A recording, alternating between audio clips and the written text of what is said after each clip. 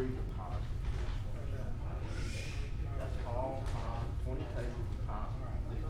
I know, everybody reads that stuff, everybody. I would too.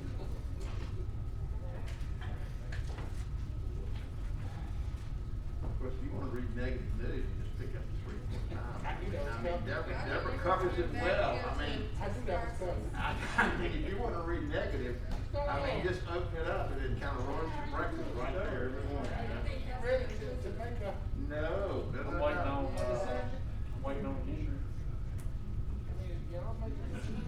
Oh, let me tell you, you wrote the article about the vote of city council. With acceptance to the parish. We're good. I'll go away. I was over there and you know, you need to come to the next meeting, it's getting pretty hot.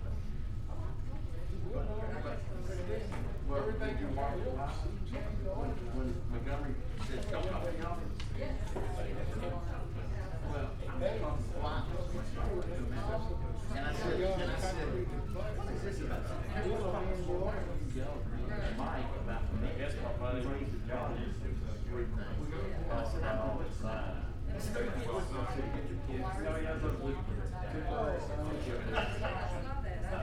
I've got an article coming out.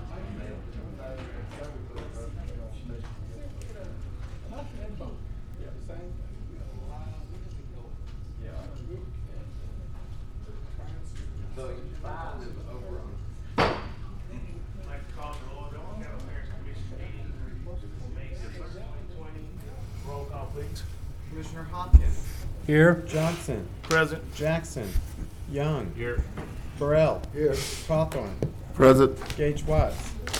Taliaferro. Yes, sir. Atkins. Here. Chavez. Here, sir. Lazarus. Here. And Epperson. All right, I'm counting 9 of 12 present. That is a quorum. Okay, I asked Commissioner Burrell to do the invocation and Commissioner Chavez to do the pledge. Will everyone please stand? Bow your heads, please. Lord, thank you for this day. Thank you for allowing us to serve the people of Caddo Parish. Thank you for health and strength. Bless us, O Lord, that we can do the things that is pleasing in your sight. God, we ask all of these in your Son, Jesus' name. Amen. Amen. If all in the room would please face the flag. If you are a military or prior or a veteran, you may render a hand of brow salute. Everybody else, put your right hand over your heart and repeat after me. I pledge allegiance to the flag of the United States of America and to the republic for which it stands, one nation, under God, indivisible, with liberty and justice for all. Thank you, Commissioner Burrell and Commissioner Chavez. Next item, please. Next item is agenda additions. I'm not aware of any unless you have. I don't have any. Okay. That brings us to citizens' comments. Citizens who want to address the commission on any issue other than zoning, please fill out a comment card located in the chamber foyer and return to either the president or the clerk of commission. Individual comments are limited to 3 minutes, and I believe we have shared a few. Yeah, I do have 3 that I see so far. The first one will be Kenneth Criff.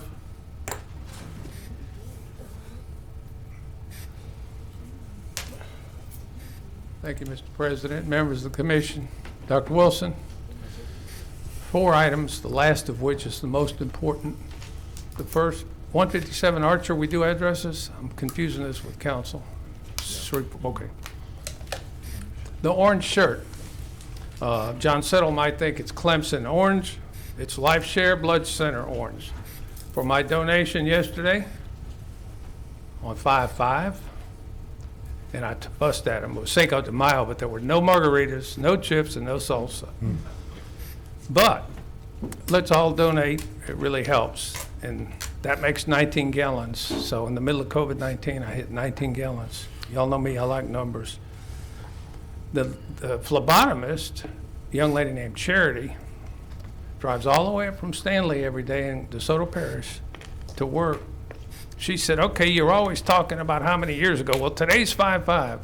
What was 55 years ago? And I clicked on the Asperger's brain, and I said, it was 5/5/66. It was a Thursday. I had a calculus test, and that night we caught crawfish in St. Charles Parish on the north side of Airline Highway. And my buddies were Sam, Maurice, Tommy, and Billy. And we ate the crawfish Friday night. Why'd you catch them? I said they were too expensive. It was $6 for a 40-pound bag, and we couldn't afford it. So we caught our own. Okay. Juvenile justice. A lot of shootings, a lot of homicides. Pray, that helps somewhat. But you guys have the power and are sworn by your oaths to do something about juvenile justice. When we last tried to do a 0.1% parish-wide sales tax to last 10 years, we failed by 664 votes. Look me up if you want to double check. 11706. That was when Mayor Glover won his first term over the yard sign splitter. That's his name for me. Let's do something about juvenile justice. Let's address an annual deficit that cumulatively has cost the taxpayers 42 to 44 million, depends on how you look at it. The state gave us, as a gift, 17-year-olds, every parish, not just Caddo. Let's call a citizens, not a citizens committee, let's call a juvenile justice committee and have people make serious. That would be a building block in the right direction on the crime. Who knows, had these young offenders had proper treatment as juveniles, whatever we can do, let's get serious. It was a year ago today, John Paul and I were texting back and forth about juvenile justice. Let's do something soon.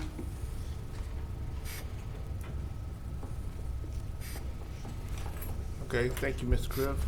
Next person is Judy Meyer.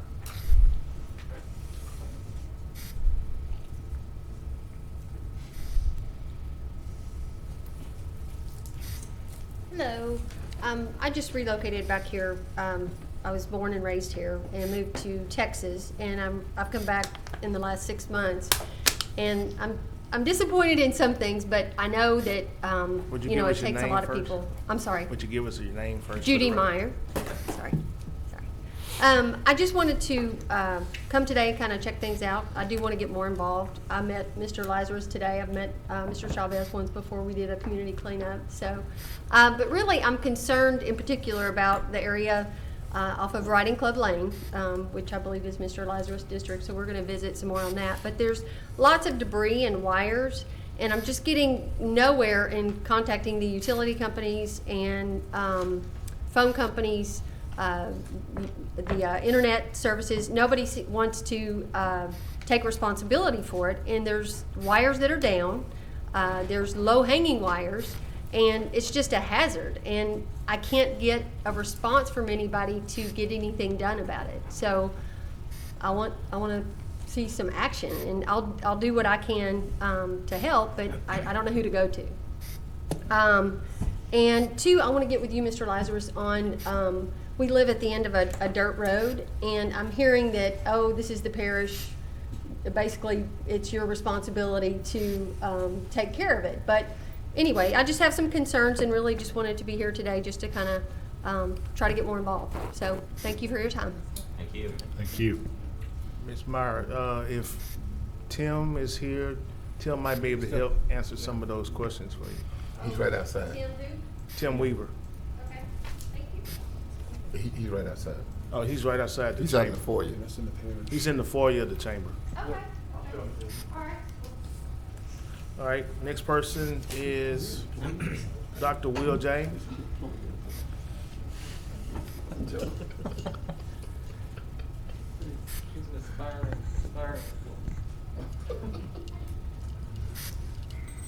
Good afternoon, Commissioners. I appreciate the time. Will James, I just give my zip code is 71101. Some of you are aware of why, for obvious reasons. So I don't feel comfortable sharing the address due to various threats regarding a completely different issue. But with that, I do appreciate the work that Dr. Wilson and several other commissioners are doing to make sure that that particular project goes forward. I'm actually here in response to the death in custody story that's came up in the parish. And with that, I was at the press conference yesterday I heard people asking for solutions, and I talked with a lot of citizens regarding it. I've talked with a lot of crying mothers and grandparents and so on. So instead of waiting until the end of May or the end of June, here I am. This is feedback that I've gathered from several concerned citizens that are directly affected by what's happened with the death in custody cases. With that being said, the first item that was brought to me was a request to legislate a Citizens Oversight Committee with subpoena power to investigate grievances submitted by constituents and or whistleblowers from the different law enforcement entities. I know some of it does cross over between SPD, the Sheriff's Office, and the state troopers, but I've seen proof that stuff can actually work interacting between the agencies in different states. We're requesting that when we go through the screening process for any law enforcement officers, period, that with it, it's actually vetted by a board of 3 licensed professionals that are able to capture some of the telltale signs that show these officers, deputies, troopers don't have the community's best regards in practice. Another thing that was brought to me was a request to enact policies that make it mandatory for police officers, whether it's an officer, deputy, or a trooper, observing another agent's overuse of force or violating the rights of citizens to step in and to stop the attack or mistreatment without fear of retaliation. An accountability program such as this serves many purposes that include changes. It changes what we look for in the officers, deputies, and troopers that we hire. It trains law enforcement officers to identify danger signs. It also supports and protects those law enforcement officers who do the right thing, once again, without fear of retaliation. And there's a program that actually copies this, that actually started this in New Orleans called EPIC, that stands for Ethical Policing is Courageous. I feel this is something that can work with all the agencies that we have here. And last but not least, all of the citizens that I talked to actually demanded a policy be legislated that actually brings social workers, case managers into jails or correctional institutions every 30 days that an inmate is actually in custody. So that way, if there are any health concerns, if there are any mental health concerns, physical, anything of that nature, there's an independent party that's actually come in, and where if someone is complaining about it for 28 days, by the 30th day, we have someone that comes in and says, maybe we should get this person checked out. And it doesn't stretch out to 100 days, as the story is. Thank you for your time. Thank you, Mr. James. Next item. Next item is visitors, where we have one item, the Caddo Homeland Security update.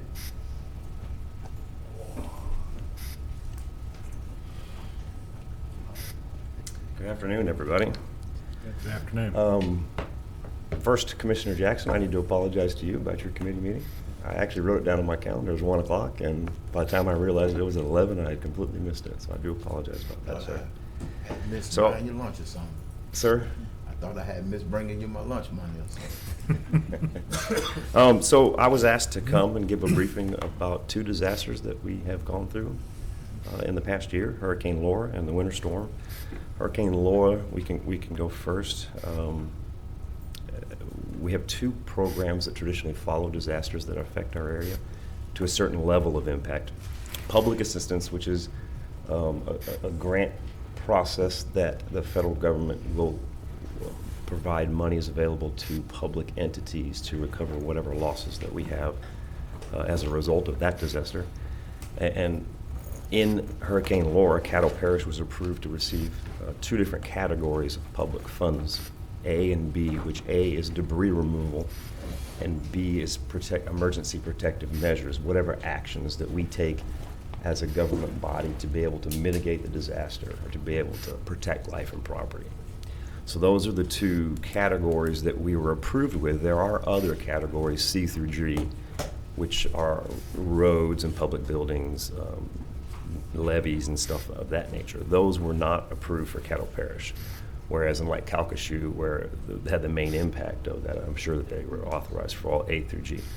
To the date, well, the deadline for us to request any kind of public assistance on that grant was the close of the year, December 31st, 2020. And we did not have a public entity that reached out for a request for public assistance under Hurricane Laura.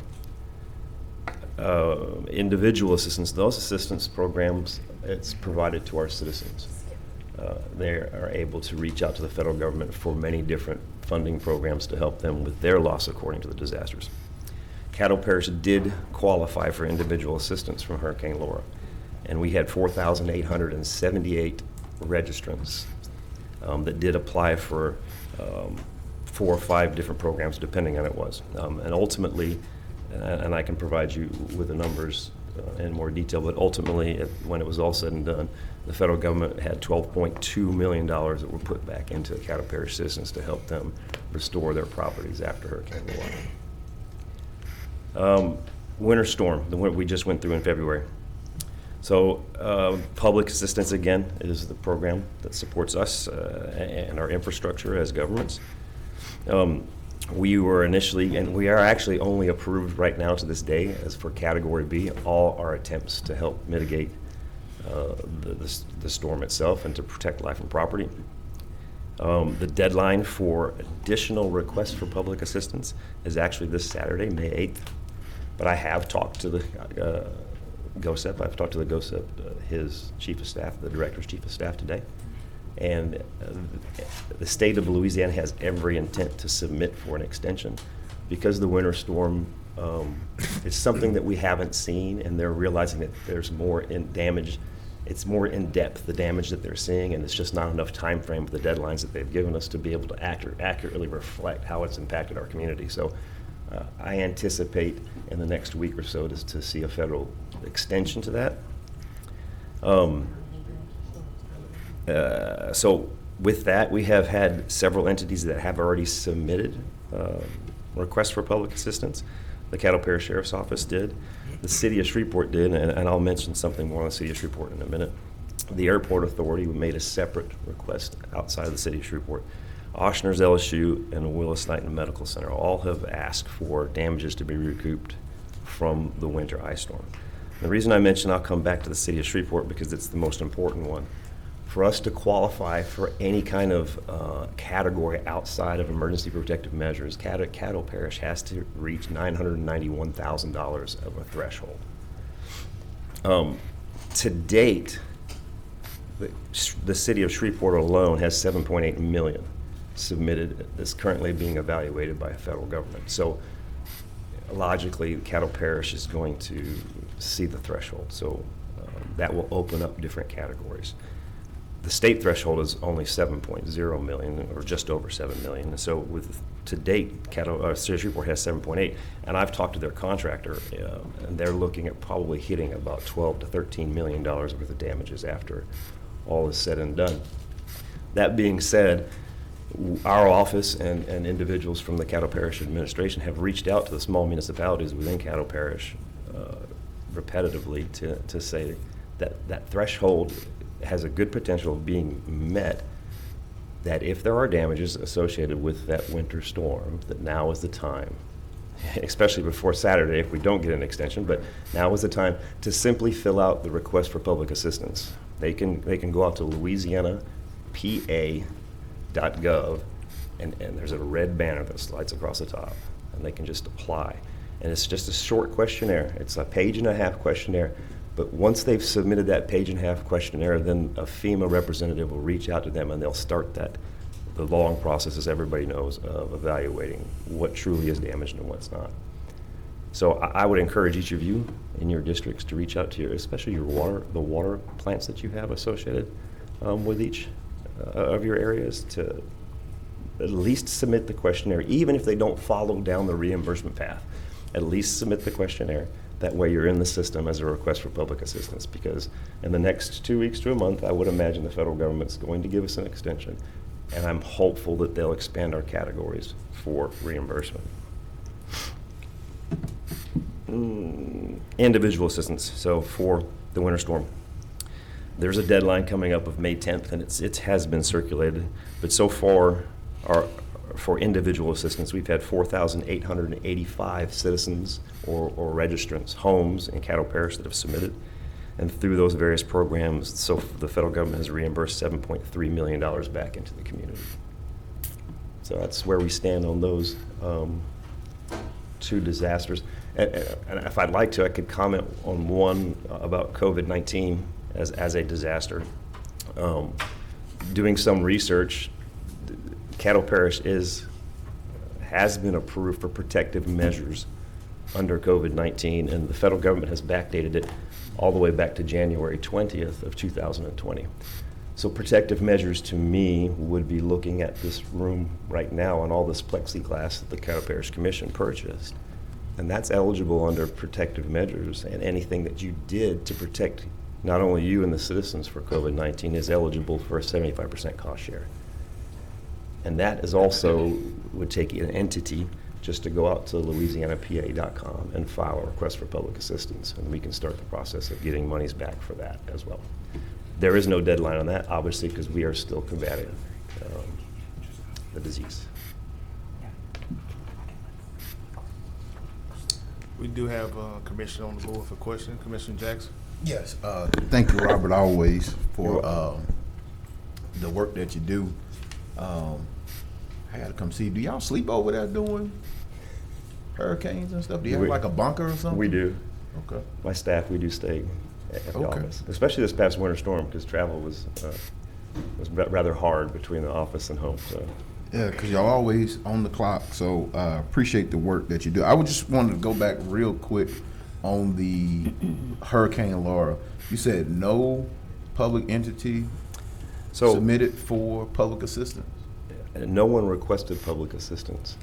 I don't know, there wasn't a lot of damage outside of, well, I didn't have a lot of damage reported to me. Right. So, a facility within Caddo Parish. Right. So when it comes to debris removal, both the city and the parish, they manage their own landfills, and they manage their own debris. So we didn't contract out to a company to recoup those costs. But we did have damage though, right? We had damage to the facility. We can explain why we didn't qualify on that when we get to it. And I'll have Mr. Dr. Ward come up and explain that. Yeah, if he want to come up, why we didn't? Want to come up And I'm not finished, Robert. I got some more questions. Okay. But if we want, because yeah, that's fine. Talking with the FEMA representative, the damages that if we had gotten the category, I think it's category D, would be the buildings, for like buildings and stuff to be physical infrastructure or something permanent. Is it permanent infrastructure or something like that? It's category E.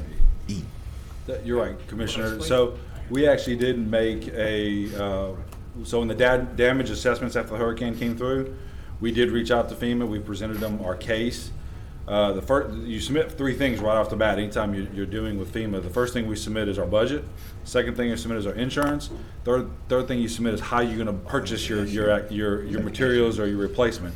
So I sent that information to there. We sent them the initial pictures with the initial cost estimate, and with that, the cost estimate.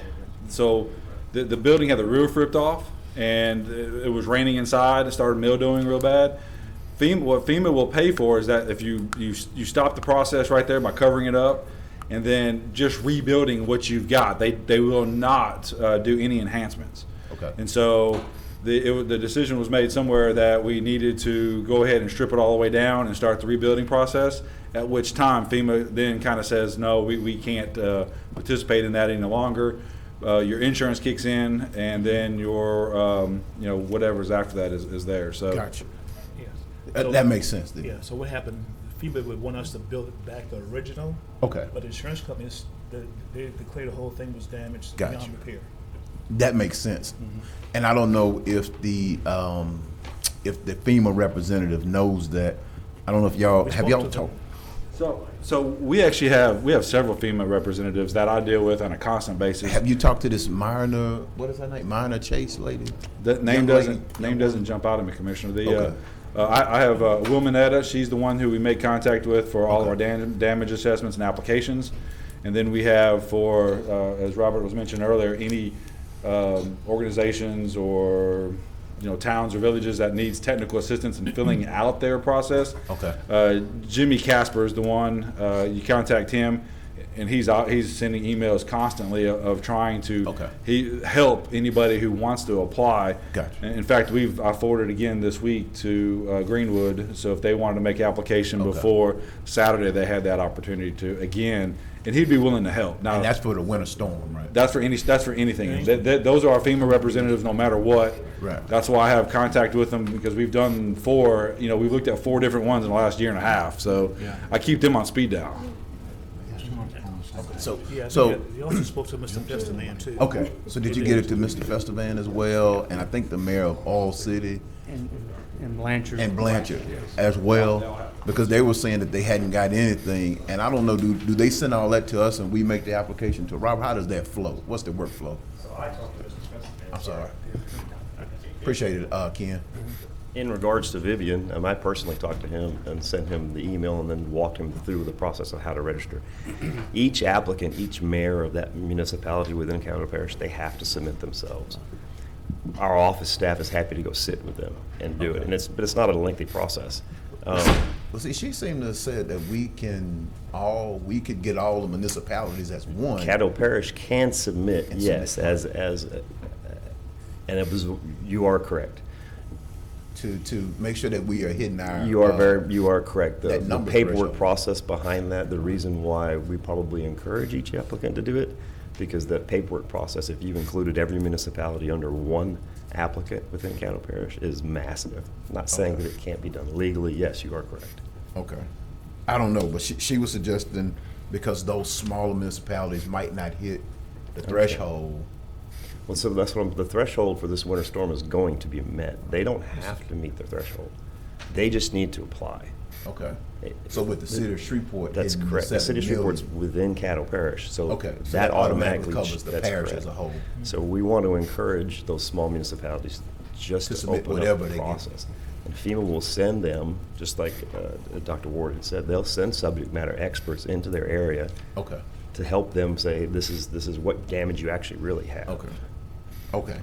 And my understanding is that also FEMA will cover the 75%, but what she revealed to me that I didn't know That's correct. was that the volunteer hours, Goes against that who keeps track of the, because that counts toward our 30%, So, 35%, 25%? Luis Droughty, who is the president of 211. volunteer of 211, but she's Okay. also the president of the volunteer organizations who are active in disasters.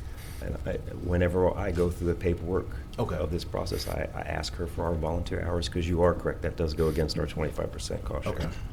Okay. And last thing, Robert, on the, but hold on one more before I go from the winter storms. You said you had CPSO, Oshner's, Willis Knighton, Shreveport, City of Shreveport, and Shreveport Airport Authority, That's correct. and the parish is. I haven't seen it. I opened the file up this morning, and the Caddo Parish, as an entity, wasn't in there as of yet. For which one? What you meant? For the winter storms for February. Are we gonna submit anything, or are we waiting on Well, those yeah, small we have that. towns? Sorry. Are we waiting on those small towns? Yes, How are we gonna do that? So Commissioner, right now, it's only Category B, which is mitigation efforts. We had less than $50,000 in damage. We had 2 awnings, one at Animal Control, one at Fleet, and then we had some miscellaneous water line breaks here and there. The total came up less than $50,000, and our insurance, we're self-insured at $50,000. So right off the bat, we don't qualify for any FEMA application from the parish itself. But those employee man hours don't count? No, sir. For- So, like I mentioned before, the first thing you do is you submit your insurance certificate, your insurance policy. You submit your budget, and then you submit how you're going to go buy anything if you are. And since we have our finance team does a great job of budgeting, we always budget man hours. We budget fuel. We budget extra overtime. So anytime you have those automatically budgeted, you can't go and recover those.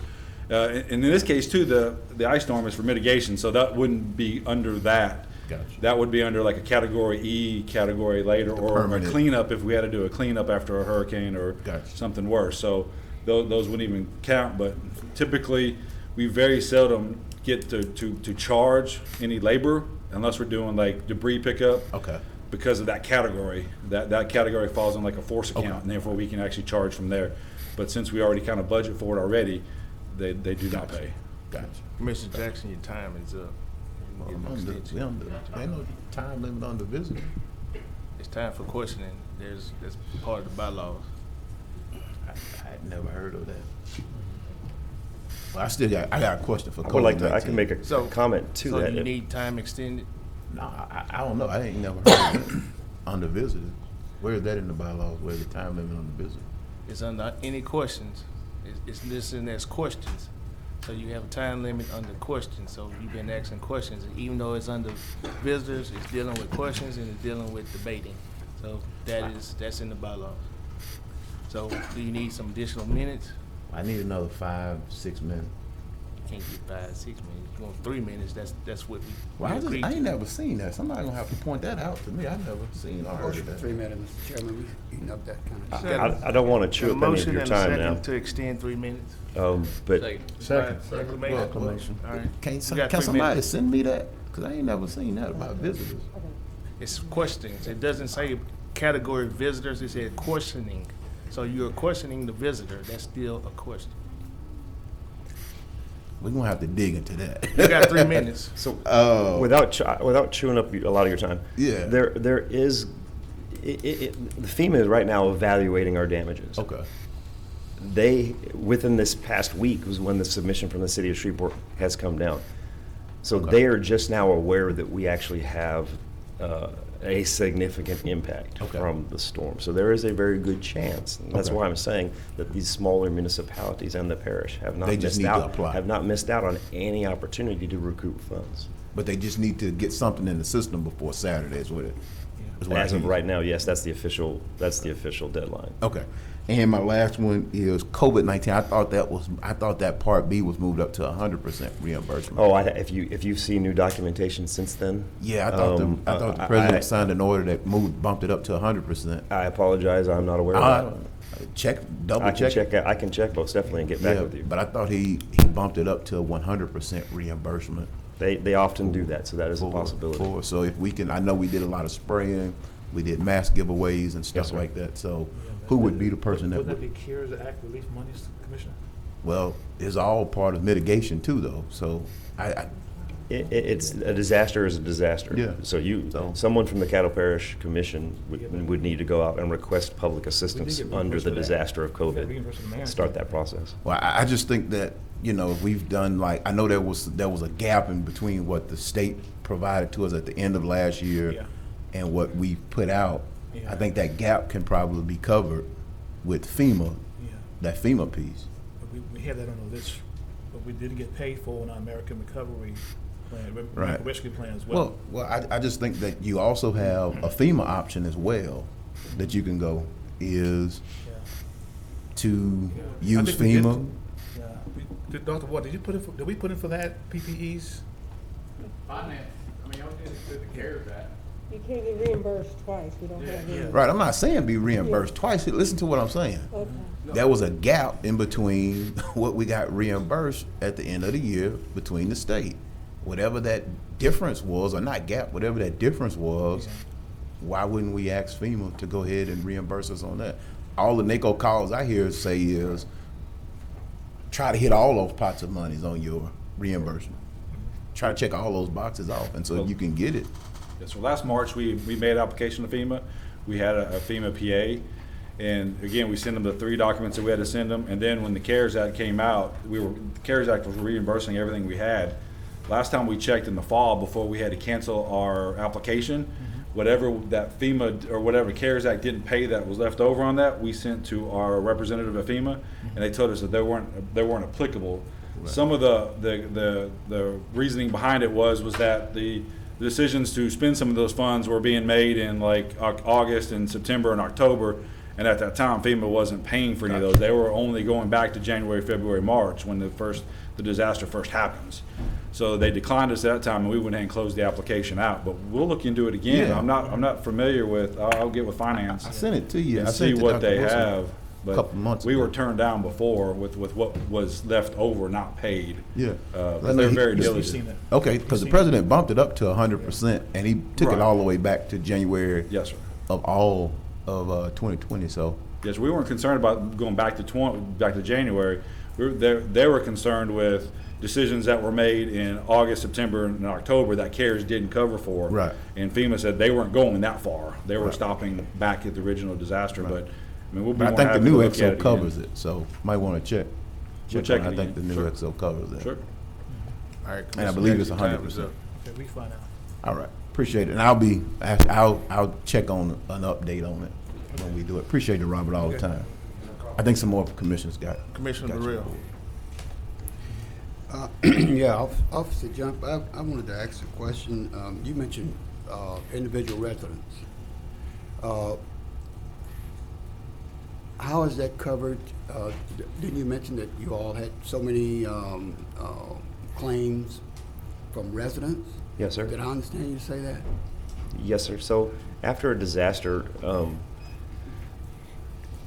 there's a threshold also for individual policies within a parish. We have to have so many, and it's very subjective. We have to have an uninsured or an underinsured impact of the community.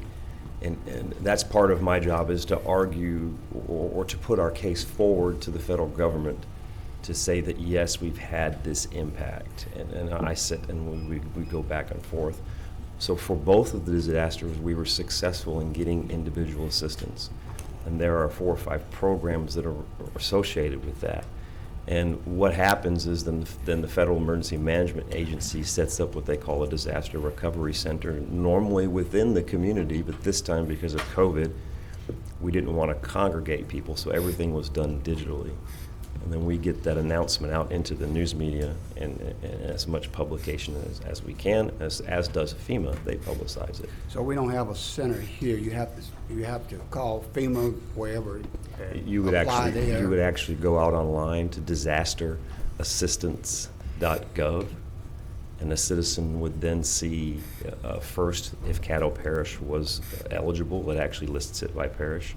A disaster, then parish, and then it actually has the programs of what they can apply for. Well, the reason why I'm asking, I'm getting a number of complaints from residents Okay. that it appears that after the governor declared the emergency for the freeze, the insurance companies are not paying. Yes, sir. And I just happened to be in Lowe's yesterday, and I mentioned a situation that I had, and the first thing that the clerk said, "Oh, it must be State Farm." I mean, that was just automatic, because you had so many people coming in, and they were not covering a lot of the damages that they had. So she asked me, well, what can residents do? If they're underinsured, then they can apply. Well, they may be insured and Yeah, being denied is what I'm understanding her to say. It's out of my purview to deal with insurance companies, but I can tell you that the federal government does look at, and I hate to say the word underinsured again, so that may be that if they're being denied from their insurance carrier, that they can prove that to the federal government, that my insurance didn't cover that. To me, that's the definition of being underinsured. Okay. And they can go to disaster assistance and fill that application out. If you have some constituents, I would encourage them to do it fast, because May 10th is the deadline for. I'm one of those constituents. I applied already. Yes, so this was, like I said, some people in Lowe's who were still trying to recover from the freeze, and they mentioned it because they overheard me talking to the clerk. Thank you, Mr. President. That's all I have. All right, Commissioner Evers. Pass. All right, thank you, Robert, for coming today. You're welcome. All right. Hope you guys have a good afternoon. Okay. Appreciate it, Robert. Thank you. We did have another public comment card. Mario was a little slow getting it to me by the time I called Robert up. If we could I'm going to suspend suspend the rules to go back to citizens' comment. Second. It's been moved to suspend the rules to go back to citizens' comment. Ms. Bessie Barnes with the Lieutenant Governor's Office, would you please come up?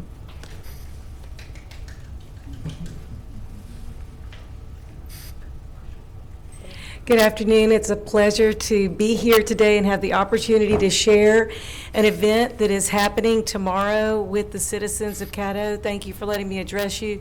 Thank you, Commissioner Chavez, for inviting me to come speak today. My name is Betsy Barnes. I'm the Press Secretary and Director of Public Affairs for Lieutenant Governor Billy Nungesser. And as you know, the Shreveport-Bossier Tourism Commission and Sports Commission does an extraordinary job with inviting people into this area. Literally millions of dollars and thousands of people coming in for sports, recreation, and other types of tourism. As we open the state back up, we welcome those people. But for many years, there was something missing in one of the things, or a few of the things, that could invite people into this area. In 2017, Lieutenant Governor Billy Nungesser realized at a Lieutenant Governor's Convention that Louisiana did not have a civil rights trail. 14 states are connected through the National Civil Rights Trail, and so he endeavored to begin researching the people, places, and events that were pivotal in the civil rights movement throughout Louisiana. This was previously a history that was fairly undocumented in educational forums or for public tourist locations. This week, National Travel and Tourism Week, has been the week that we are unveiling 3 of the civil rights markers to begin the trail, including a website and other educational components at louisianacivilrightstrail.com. Tomorrow morning at 9 o'clock from 9 to 10, we will be unveiling the 3rd civil rights marker that we have unveiled this week. This was all started by Lieutenant Governor Nungesser when he realized that there were many, many people looking for the opportunity to travel historical trails of their ancestors. Tomorrow at Little Union Baptist Church at 9 a.m., I want to invite you and all the citizens of Caddo Parish to come and help us unveil a civil rights marker honoring Little Union Baptist Church. Many of you are probably already familiar with the fact that it was the last pulpit where the Reverend Martin Luther King Jr. spoke. Many of you are familiar with Reverend C.C. McLean and the work that he did to bring equality in hiring practices, in transportation, and other things in this area to a large number of citizens. We are honoring those people who have stood up, and we are encouraging people to come through Louisiana in now what is the Louisiana Civil Rights Trail connected to the National Civil Rights Trail. And you may or may not be aware, but the African American Museum in Washington, D.C. is the #1 tourist attraction. We want to connect with the rest of the nation, and we want our history to be counted. Now, the first marker was unveiled on Monday at Dookie Chase in New Orleans. And you might have seen that's hit national and international news. The second was at the Old State Capitol on Tuesday. The Old State Capitol was the location for the 1953 bus boycott that preceded the bus boycott in Montgomery, where Rosa Parks refused to give up her seat. These are historically significant opportunities for us to share the history of people in Louisiana. And so tomorrow at 9 a.m., we're going to be here at 1846 Milam Street. We invite you to join us. We invited the press to come around 8:30 a.m. We have interest from national and international media, including CNN.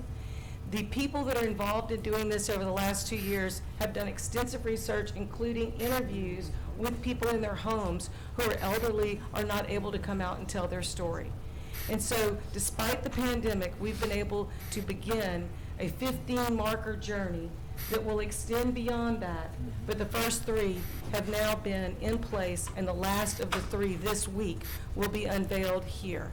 So thank you for allowing me to invite you. I hope to see you there tomorrow. Lieutenant Governor Nungesser will be there, of course, and he will be tonight honoring the Shreveport-Bossier Excellence in Hospitality Awards and bestowing 35 awards on the businesses and business owners who have done an extraordinary job maintaining business through the last 15 months. Thank you so much for letting me speak to you today, and I'll be glad to answer any questions if you have any. Well, under citizens' comments, we normally don't ask questions, but this is for the special event. So, Commissioner Burrell. Thank you, Mr. Chairman. I just wanted to make one comment. Lieutenant Governor Billy Nungesser and I have worked together on some issues, and some of the things that he's done I'm very proud of. But given the fact that you know, there is a move afoot to try to rewrite some of black history because they say it's too negative. and even to change much of the history that is taught in school on black history, i.e. as an example, Representative Garofalo, who I'm very familiar with as a fellow colleague at the state, introduced a bill which would probably go against what you're talking about. Are we trying to get past that? Because these are the type of things that go against what you all are trying to do. It is to preserve the history and make it a part of a tourist attraction for economic development. Yes, sir. And when these type of things come out against what you're doing, then I think we need to coalesce against them. And that is what's happening. So can you address that, or is it affecting anything that you're doing? I cannot address the relationship between Representative Garofalo's bill and this because they're two totally separate things from separate areas of government. The Lieutenant Governor has sought out, with the help of Norman Robinson, who is a former Washington news correspondent and a professor of journalism, he has gotten Norman Robinson and Glenda McKinley and Sharon Calcote, who is the Director of Byways and Trails in the Office of Tourism, to extensively research, interview people, and gather information. We had hundreds and hundreds of nominations for people, places, and events. And so this is just the beginning of the trail. But it's a totally separate issue in the way that we have sought to tell the truth in the words and in the memories and in the documentation of the individuals that were involved in the civil rights movement, to tell their truth, to tell their historical significance of why this made a difference in the civil rights movement. So the two things were not intertwined at all.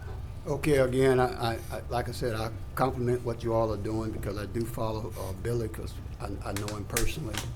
But I know that the Secretary of Education before, she put out some things to states to rewrite the history. I know in Georgia they are fighting that also. Mm-hmm. So I just don't want it to go against much of the efforts that you all are already trying to make. Let me mention one thing. There's a huge educational component to this. The Lieutenant Governor's over 2 different educational programs. One is Uniquely Louisiana, and that is a K through 12 online-based learning program that's age-appropriate, grade-level appropriate for teachers, parents, and children. This is going to be incorporated into that. Also, there's Homework Louisiana, which is through the state library system that supports 340 libraries, IT support for those all across the state. That is an 1,800 tutor, certified teacher, professor, free tutoring service through the state. This is going to be incorporated into that. We had several people at the state capitol, and I'll be glad to share with you a video of that presentation of educators thanking the Lieutenant Governor for adding the educational component to this to preserve the history, the true history of people that lived it, who are still alive, and things that can be documented. So there's the educational as well as the tourism component to that. Thank you, Mr. President. All right. Thank you for the Thank you, Ms. opportunity. Barnes. All right. Thank you. Entertain a motion to go back into regular session. Second. Been moved and second, and passes by acclamation. Next item, Mr. Clerk. That brings us to adopt regular session minutes, where you have the regular session minutes of Been moved by meetings. Commissioner Stormy Gage Watson and seconded by Vice President Atkins to adopt the work session minutes. Let's vote.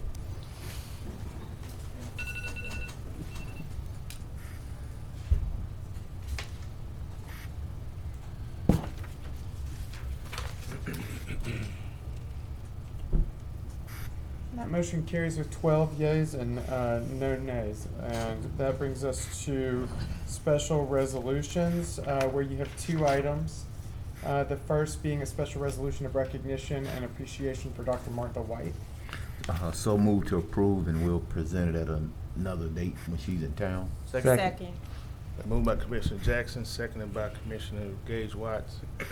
Commissioner Jackson, want to speak to that motion? No, I think Jeff, she just wasn't here this week or something, so we'll catch her we'll catch her at another opportunity. She did a great job and continues to do a great job. So I want to recognize her being our public health administrator for Region 8. Not only is she covering Caddo Parish, she's covering, I want to say, 7 or 8 other parishes in Northwest Louisiana. So anybody's welcome to co-sponsor if you want to. Appreciate Let's vote.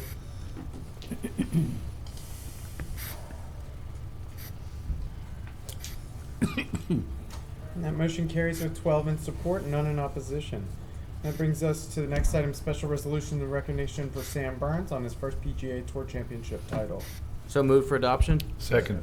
Been moved by Commissioner Chavez, second by Commissioner Young, to recognize the special resolution for recognition for Mr. Sam Burns.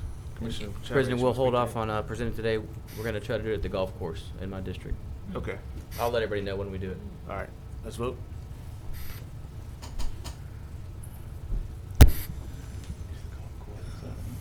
And that motion carries with 12 in support and none in opposition. That brings us to public hearings on zoning ordinances and cases. We have one item today. It is a public hearing for ordinance number 6052 of 2021 in relation to zoning case 21-6-P. You mean to go ahead and read the Yes. ordinance? An ordinance to amend Volume 2 of the Code of Ordinances of the Parish of Caddo as amended, the Caddo Parish Unified Development Code by amending the zoning of property located on the south side of Dr. Martin Luther King Jr. Drive, approximately 215 feet east of R.C. Thompson Road, Caddo Parish, Louisiana, from R15 Single Family Residential District to RA Rural Agricultural District, and to otherwise provide with respect thereto. Public hearing is now open for ordinance 6052 of 2021.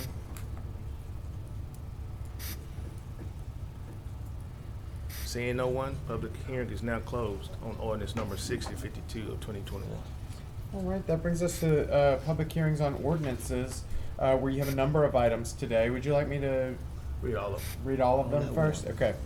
Public hearing for ordinance number 6054 of 2021, an ordinance amending the budget of estimated revenues and expenditures for the Riverboat Fund in the amount of $20,000 to provide an appropriation for Bernstein Development and to otherwise provide with respect thereto.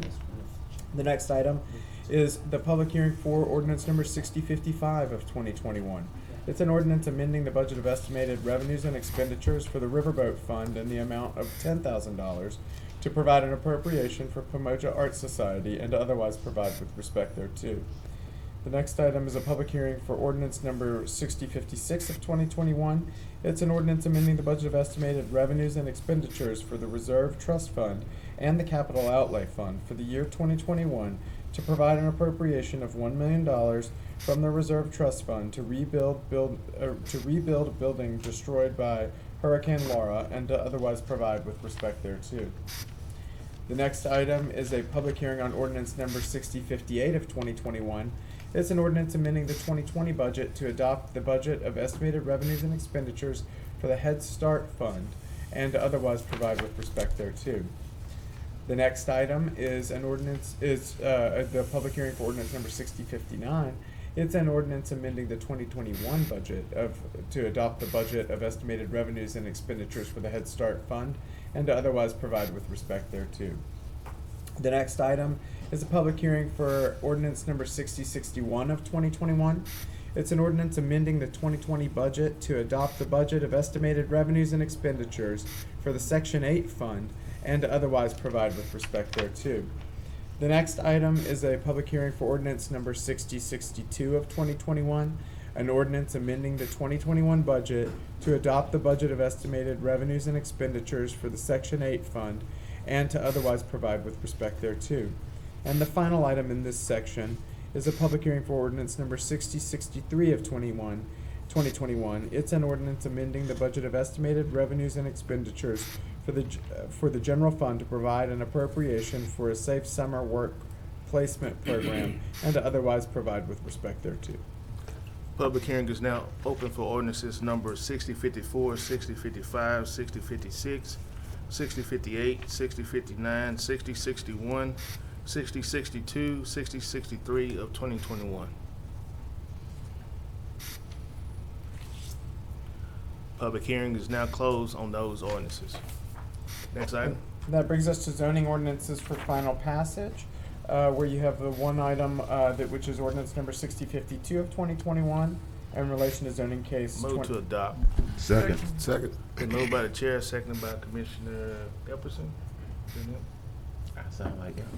Mr. Jackson. Okay. It sounded like it came from this side. A lot of echoes in here these days. Right. Seeing no one that wants to speak on it, let's vote on it.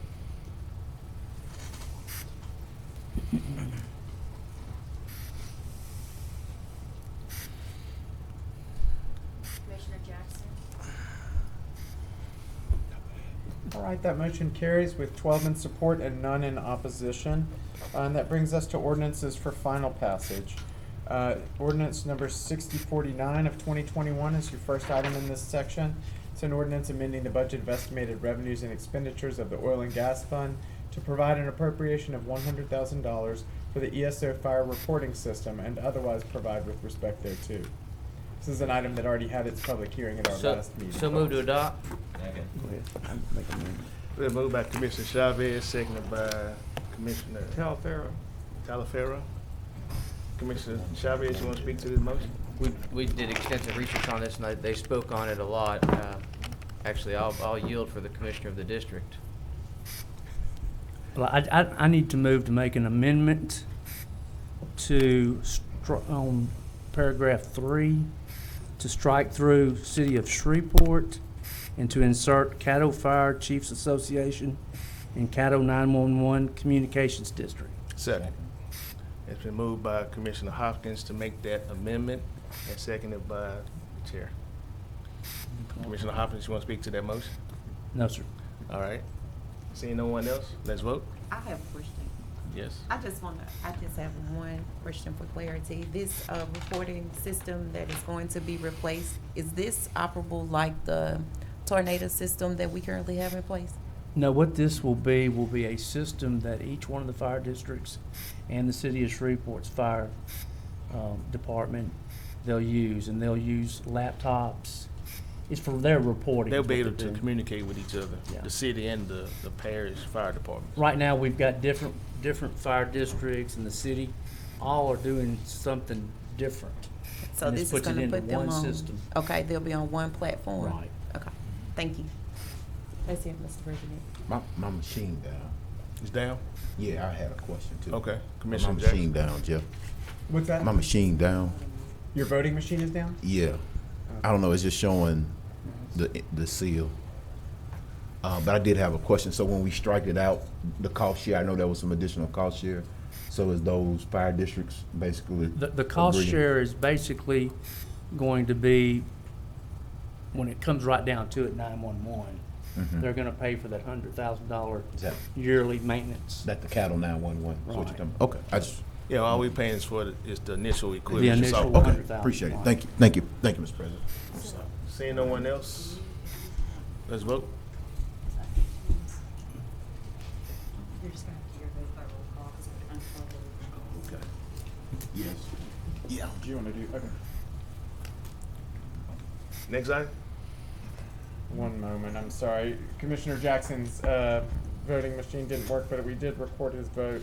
Yes. And just for the record, we need to, okay, that passes with 11 in support, 0 in opposition. 12. I'm sorry, 12 in support, 0 in opposition. And that brings us to the next item, which is ordinance number 64 of 2021. It's an ordinance amending the budget of estimated revenues and expenditures for the Riverboat Fund in the amount of $20,000 to provide an appropriation for Bernstein Development and to otherwise provide with respect thereto. So move.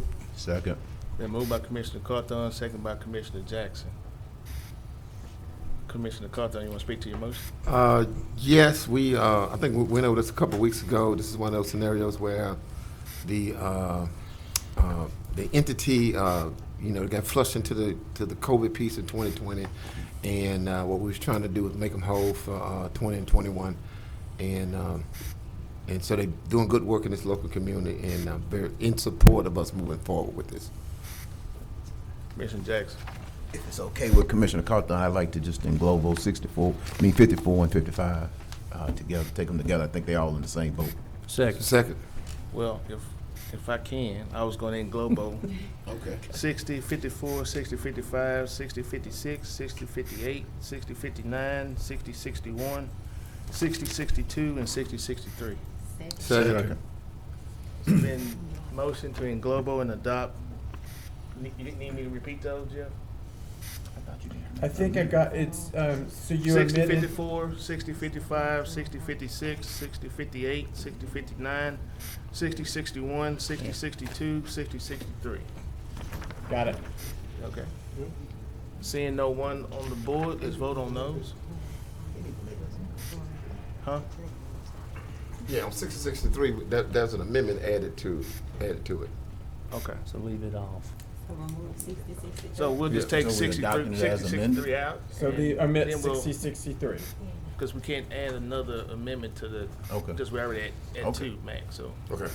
We'll take 60, 63 out and do the other ones. Let's vote.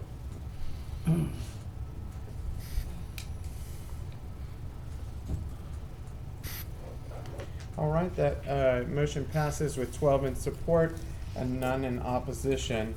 And that brings us to, I believe, ordinance number 6063 of 2021.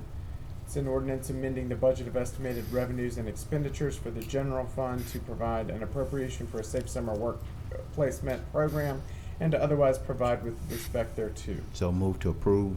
Second. Second. Then moved by Commissioner Jackson, seconded by Commissioner Chavez. Commissioner Jackson, you want to speak to your motion? I'll yield at this time. Essentially what we did at the Economic Development Committee meeting on yesterday was, when this particular ordinance came before the body 2 weeks ago, it was remanded to the Economic Development Committee because we wanted to add another component to this safe summer workforce deal.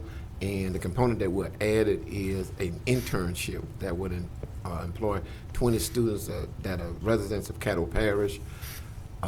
There was some other $12 an hour. It was a pretty lengthy amendment, but in essence, what we did was added a second component to the program, and it will be funded through American Rescue dollars. Commissioner Chavez. Thank you, President. I'm in support of this. I would like to see, I think these are going to private entity businesses. Is that correct? Say, The workers, are they gonna be at nonprofits and private entity businesses, not? Yes. Okay. I would just like to see that, you know, and I don't know who's gonna administer this, but I don't want any local nonprofits You're just right. using this money to pay salaries for their incumbent employees. I'd like to see them truly hire some of the student interns to get some on-the-job training. So whoever is administrating this, if we could just make sure that happens. But this is a good thing, and we need to keep our kids as gainfully employed this summer as we can. Yes, this will give us 3 different programs, summer programs for our kids. Okay. Thank you, So- President. That's all. All right, Commissioner, see, you made the motion. Well, I never added the You amendment. never been on the board. I never made a motion for the amendment. I thought you did. We didn't vote on it. We hadn't voted on it. Okay. He never stated his amendment. I never stated the amendment. So I'm Okay. stating the amendment now Again? as what I said previously, so we can move forward. It's documented. Yeah, it's Go ahead. documented. Second. It's second by Commissioner Jackson. Chavez had seconded your motion. I did. I seconded Commissioner Jackson. That's why we went into the question. Right. But he adding his amendment now. And I second his amendment. Well, Commissioner Jackson inserted that I had forgot to add the amendment. I thought that's what I was doing when I was talking, was the amendment. Okay. So we just want to make sure Yeah, we're on the for the same record. page. Okay. Okay. All right, Commissioner Talaferro. Thank you, Mr. President. I agree with Commissioner Chavez that obviously this is, seems to be a worthwhile endeavor. And I don't know if we have any other programs that are administered, you know, quite this way, as where we're deciding the hourly wage. We may have answered this during the workshop or a previous session. $12 an hour just seems a little bit much. I don't know how we came to that number per hour. Is that Prevailing wage. what? Prevailing wage. Prevailing wage? Correct. Thank you, Mr. President. Okay. Commissioner Atkins. Thank you, Mr. President. I just wanted to mention to my colleagues that we did discuss this in some detail yesterday in the Economic Development Committee meeting.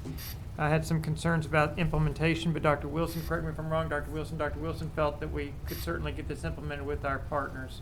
So he has eased my concern about implementation. And then as Commissioner Cawthorn mentioned, it will be funded by the American Rescue Plan Fund. So these are federal funds that, if they're not used here, they'll be used somewhere else. So that put me more at ease with respect to the funding. So just wanted to make sure we were all aware of that. Thank you, sir. Okay. Thank you. Commissioner Cawthorn, are you still on the board, or do I need to please? I'm finished, Okay. Mr. President. Let's vote.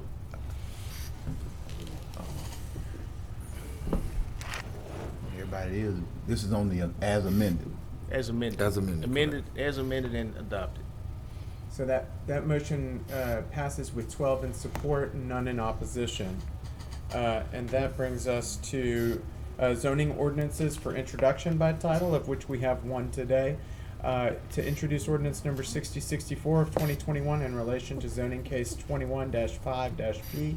It's an ordinance to amend volume 2 of the Code of Ordinances of the Parish of Caddo as amended the Caddo Parish Unified Development Code by amending the zoning of property located on the north side of North Market Street, approximately 260 feet east of Roy Road Extension, Caddo Parish, Louisiana, from C1 Neighborhood Commercial District to C2 Corridor Commercial District, and otherwise provide with respect thereto.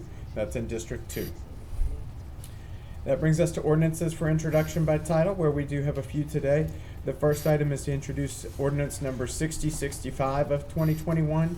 It's an ordinance amending the budget of estimated revenues and expenditures for the general fund for the year 2021 to provide an appropriation for a one-time pay adjustment to parish employees who performed essential work during the COVID-19 pandemic and to otherwise provide with respect thereto. The next item is to introduce ordinance number 6066 of 2021, an ordinance amending the budget of estimated revenues and expenditures for the economic development and the oil and gas fund for Juneteenth fireworks display and to otherwise provide with respect thereto. I believe that brings us to work session minutes. So moved. Moved by Commissioner Epperson, seconded by Commissioner Gage Watts to adopt the work session minutes from May 3rd. Seeing no one, let's vote.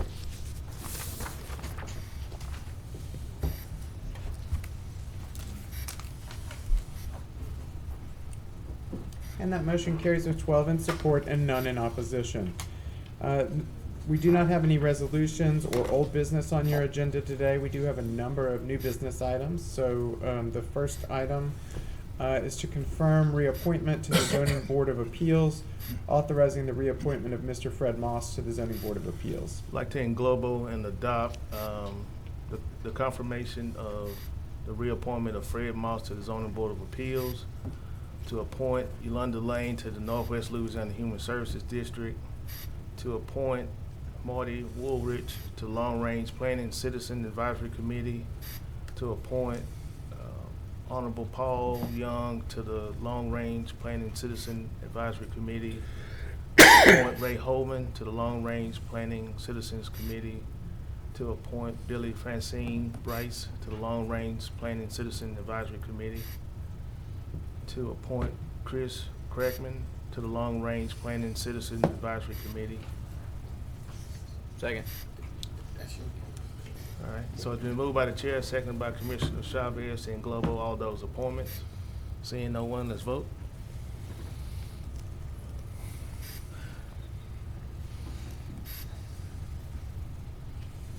Commissioner Jackson?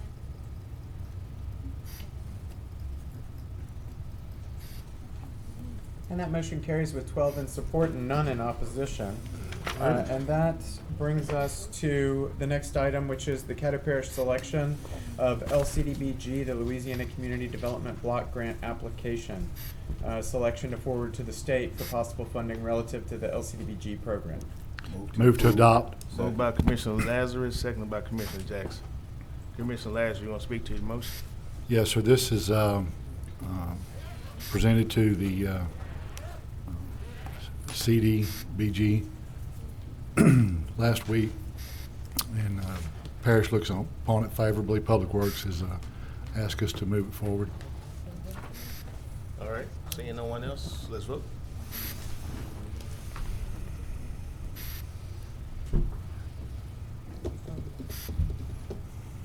And that passes with 12 in support and none in opposition. That brings us to communiques and committee reports, where the first item you have today is your administration response and information request from commissioners. Yes, good afternoon, Commissioners.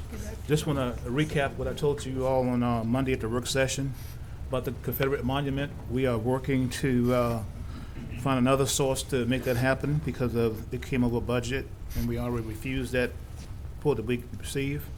The disparity study, we received 4 proposals, and we selected Keene Independent Research to do the work.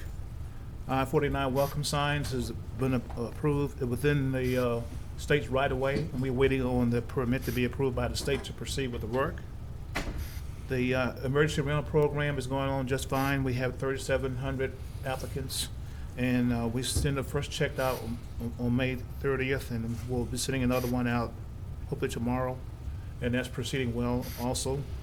The Edward Jones Housing Trust Fund, the RFP was put out on April 22nd, and it should be back on June 30th. And the summer intern program will start tomorrow. The application process will start tomorrow. We're asking you to, if you talk to the young people, have them go online to apply, and they can also put who's recommending them as well for the position. So that's a recap from Monday of the administrative response to our ongoing issues we're tracking. Okay. Commissioner Atkins. Thank you, Mr. President. I just wanted to let my colleagues know that there will be an Audit and Finance Committee meeting on June 14th at 2 p.m. I believe that'll be a Zoom meeting because Post-Wait and Netterville, a lot of their people are in Baton Rouge, and it's just more cost effective for them to call in for that. So if you are interested in attending the Audit and Finance Committee meeting, please mark June 14th on your calendar. Thank you. Commissioner Hopkins. Yes, I just want to make sure on the summer worker, do they need to go under Human Resources to find that application, Yes. or will it be in the front? Yeah, human resources. You can go caddo.org/jobs, Okay, thank you. but you can go through Human Resources. Okay, thanks. I'm sorry, I didn't hear Erica's answer. I'm sorry. CattleParish.org. Caddo Parish. Jobs. Caddo.org/jobs. Okay, thank you. But you can find it if you just go to caddo.org. That it, Commissioner Hopkins? That's it. All right, Commissioner Jackson. Yes, I had a follow-up on summer workers. Is it all online, or will there be any paper applications that we can hand out, or everybody's online? It's right all now? online. If they need assistance, they can come here. We Okay. can assist them. And any age groups, or what 16 and up. 16 and up? Okay. And the other question is, has the state sent out $8 million to us for our rental, the rest of our rental assistance money? They have not. We have not done it Do yet. we know? No, they have not. Do we know if they plan to, or how they plan to? They have approved our plan, so Okay. it is our understanding that they will. Gotcha. So we need to talk to our contact after this meeting, who's on the state board. Well, Oh, they well, can- you know, they moved it from us. They moved it back to Division of Administration. too. Right, that's right. Erica's old boss. Okay. From the lottery. I got you. Okay. No one knows I worked for the lottery. Oh, my bad. Student worker. That was how she introduced herself. But yeah, and I appreciate y'all for, I don't know what her status was, but if y'all could help that young lady, seems to be getting dire. Attorney Frazier, I got your email today about the stay. If we can continue to monitor that, because I imagine that would create pressure on the program if that is not stayed, or if is it at the appeals court now? Yes. At this point? Yeah. And so if the appeals court doesn't stay the order or whatever, that'll create pressure on what's going on back there, so if we can monitor that pretty closely. Also, Jeff, Michelle, what I'm gonna probably set up, I'm exploring a virtual resource fair or virtual expungement summit with, we've sent some dollars over to legal aid. I'm trying to do something within my district for individuals, while folks, and I don't know if we want to just go and do it parish-wide. I don't know, but I'm exploring it, and I'm looking for, if y'all could give me some dates that work for y'all in probably June for the clerk's office. I think y'all typically work with that, and well, at least those community fairs, those community meetings. I'm debating doing it virtual, but it may be in person just for the logistics. It may be easy to do it in person. So if y'all can let me know what dates in June may be good for y'all. Also, administration, I'll probably need y'all to reach out to community partners, Mike Spence's office, because I know we agreed to. Commissioner Jackson, if I may, I just spoke to Cheryl McGee about that. Okay. About the virtual expungement summit. Okay. Well, see, I'm doing a resource fair, and expungements will be a part of It's that. the same, Okay. the same as we normally would do. Okay. Yeah. That's fine. Yeah, that's fine. But for District 3, I'm looking at doing it specifically for District 3. But everybody is welcome, and I don't want to compete with the parish-wide one that we'll have either. So I'll get with Commissioner Gates Watch as well, so that we don't conflict. But with opportunities coming about, and I know folks still have a little change left in their pocket, so hopefully we can get that done, and also get those resources out. Like I say, it's a resource fair, but we're gonna try to plug in expungements into that community resource fair for District 3. So we'll be getting with y'all on that, and I'm looking at June as the month of June, and if that doesn't work for y'all, maybe July, but would love to get that in. Administration, if we could get a call together with KSLA. I know y'all got a lot of calls going on, but KSLA to discuss the logistics of that with Roll Omega, maybe include the folks from Roll Omega as a part of it, as well as the city of Shreveport, to see if they want to partner in on it, and whatever issues that we need to identify. Monday or Tuesday of next week looks good for me. But if we do it via Zoom, I can be flexible. Dr. Wilson, I know we got the police jury. The contact person for Roll Omega and Friends is Fred Moss IV. You say the contact person? Yeah, we can give it to the after the meeting. Fred Moss would be the contact person for Roll Omega. And I can give you his number after the meeting. Okay. So that everybody can kind of be on one accord. I didn't realize June is next month, so year's almost halfway gone. That's it for me. Thank you, Mr. President. All right, Commissioner Chavez. Thank you, President. Commissioners, today we had our long-range planning meeting, which was very informative.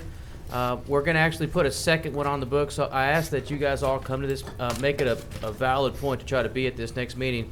We're going to do it Monday the 17th at 12:30. And I think only 2 more commissioners have districts that are totally within the urban area. So I want everybody's opinion on this. Dr. Wilson, is Butch's new title, is it public record yet? He's the parish administrator. Okay. So the parish administrator from Bossier came and basically advised us on what they did in Bossier Parish, how they created their zoning. Dr. Ward brought down some really cool maps that we, the parish commission, spent over $500,000 on. He's got them out there, and he's going to do a more extensive presentation on the 17th on what that looks like. We're going to have to discuss a lot of things going forward on creating a Caddo rule board, working with the MPC, looking at what we have on the table, what our deadline is with the end of this year, and what we need to do going forward. So I ask that if you guys can make it available to put it on your calendars to come. We have a lot of things to go over, and Dr. Wilson's going to get a lot of information provided for us to look at that time. That's 12:30 on the 17th? Yes, sir. Thank you. Thank you, Commissioners. Thank you, President. Commissioner Burrell. Thank you, Mr. Chairman. I'm just going to reiterate a couple of things that I mentioned in the work session, and that is that our state fair is going on, putting it back out to the public.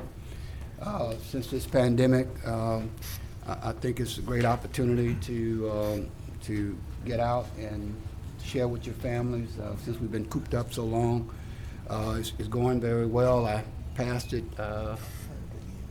this morning, today. And it was pretty packed, but I'm inviting everybody out.